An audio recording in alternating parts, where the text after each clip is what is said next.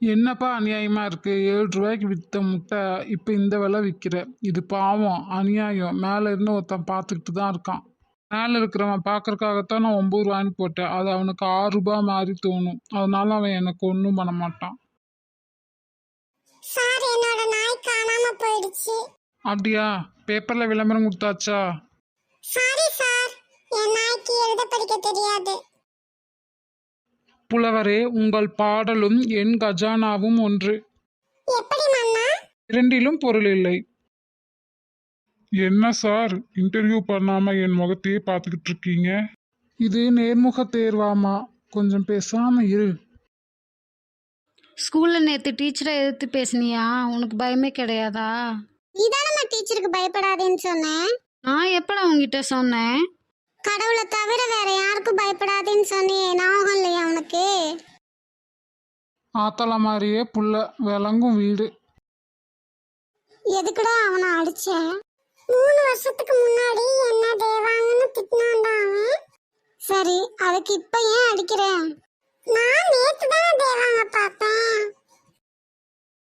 இதயம் பலவீனமா இருக்கு, அதிர்ச்சி தர மாதிரி எதையும் கண்ணில் காட்டாதீங்கன்னு சொன்னேன்னா இல்லையா? சொல்ல சொல்ல கேட்காம கல்யாண ஆல்பத்தை எடுத்து பார்த்துட்டாரு டாக்டர். என்ன தரகிறேன், நாம பார்க்க வந்திருக்கிற பொண்ணு நிமிந்து கூட பார்க்க மாட்டேங்குது. இப்போ நாம பார்க்க போற பொண்ணு ரொம்ப அடக்கமான பொண்ணு, குளிஞ்சு தலை நிமிர மாட்டேன்னு சொல்லிதானுங்க கூட்டிட்டு வந்தேன். சரி, எப்போதான் நிமிரும் அந்த பொண்ணு? வைஃபை நெட் கனெக்ஷன் கட்டானா நிமிந்து பாப்பா.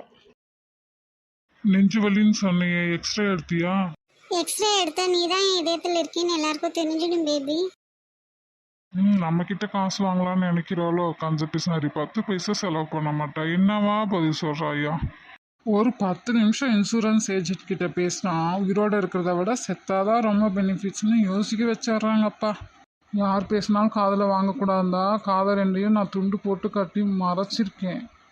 இதுக்கு நம்ம எல்லார் பேச்சையும் காதில் வாங்கிக்கிட்டு டென்ஷன் ஆகணும், ப்ரெஷர் ஏற்றிக்கணும். அதுவும் குறிப்பாக பொண்டாட்டிக்கிட்ட காது நல்லா கேட்டால் கூட கேட்காத மாதிரியே நடிக்கணும். அப்போ தான் நம்ம வாழ்க்கையை ஓட்ட முடியும். ஏன்டா வருத்தமா இருக்க? நான் சின்ன பையனா இருக்கும்போது பெரிய பசங்க கல்யாணம் பண்றத பார்த்திருக்கேன். இப்போ நான் பெரிய பையனா ஆனதுக்கு அப்புறம் சின்ன பசங்க கல்யாணம் பண்றத பார்த்துட்டு இருக்கேன். சரி, அதுக்கு என்ன இப்போ? எனக்கு கல்யாணம் பண்றத மத்தவங்க எப்ப பார்ப்பாங்க? பெண்கள் நீண்ட காலம் வாழ்வதற்கான காரணம் என்ன? ரொம்ப சிம்பிள் சார், அவங்களுக்கு பொண்டாட்டி இல்லை சார். கேலண்டர்ல இருக்கிற ராசிகள் சொல்றதை கேட்டு செய்யறதை விட வீட்டில் இருக்கிற மகராசி சொல்றதை கேட்டு செஞ்சா எல்லாம் நல்லபடியா நடக்கும். வீட்டில் பொம்பளைய சொல்றதை கேட்டு நம்ம நடந்தா அவங்க தேவதையா இருப்பாங்க. இதே நம்ம அப்படி நடந்துக்கல அப்படின்னா அவங்க பத்திரகாளி ஆயிடுறாங்கப்பா. வீட்டில் இருக்கிற பொம்பளைய சொல்றதை கேட்டு நம்ம நடந்துக்கிட்டா நம்மளுக்கு நிம்மதி கிடைக்கும். இல்லைன்னா நிம்மதியும் கிடைக்காது, சோறும் கிடைக்காது. புரிஞ்சு நடந்துக்கிறவன் பிஸ்தா. ஜரம் மாத்திரை சாப்பிட்டா ஜரம் போயிடுது, தலைவலி மாத்திரையால தலைவலி போயிடுது. ஆனா தூக்கு மாத்திரை சாப்பிட்டா ஏன் தூக்கம் போக மாட்டேங்குது? இதை கேட்டா அடிக்க வராங்கடா. கடன் தீர எந்த கோயிலுக்கு போகணும் சாமி? அதுக்கு முதல்ல வேலைக்கு போகணும்.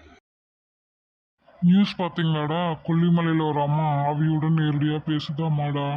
எங்க அம்மா கூட தான் நான் ஆவி கூட பேசும். அப்படியா? நீ சொன்னதே இல்லையே.